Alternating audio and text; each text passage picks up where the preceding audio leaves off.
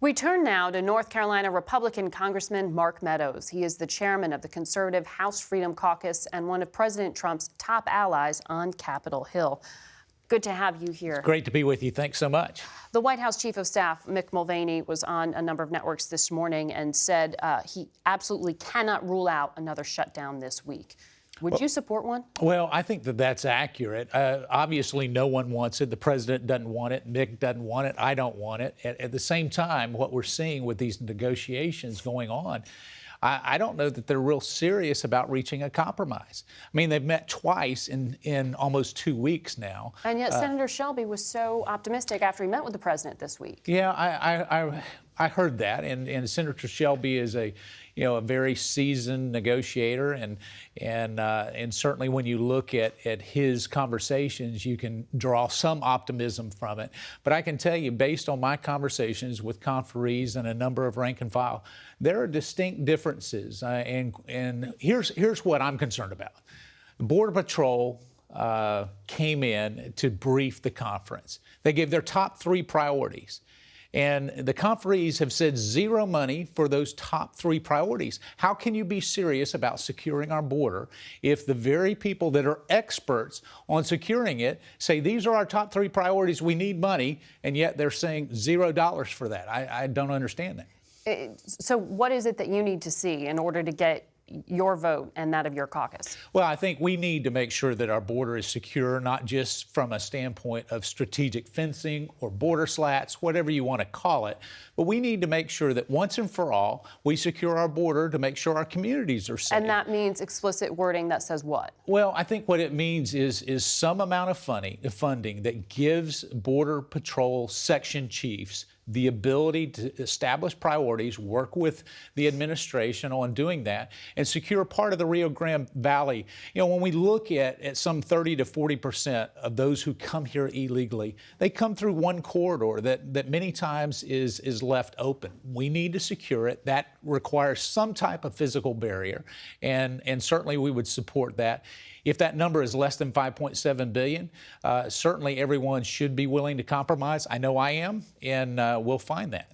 $2 billion would be the compromise? Well, I've heard that reported. Honestly, when you look at 0 to 5.7, somewhere in the middle would be, a $2 billion to $3 billion range. But it's not as much just the dollar amount. It's the flexibility and how to spend it. I think what Democrats are trying to do is say you can spend it here, you can't spend it there, and really the experts should be the ones deciding how we spend it. 2 of the senators involved in the negotiations were on Fox today saying that one of the sticking points is the number of ICE agents.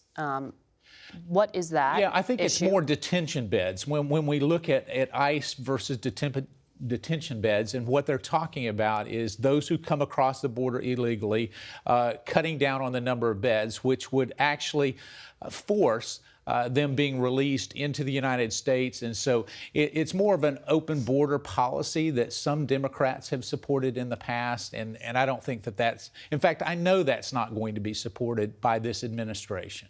So we are just days away from running out of money. Yeah.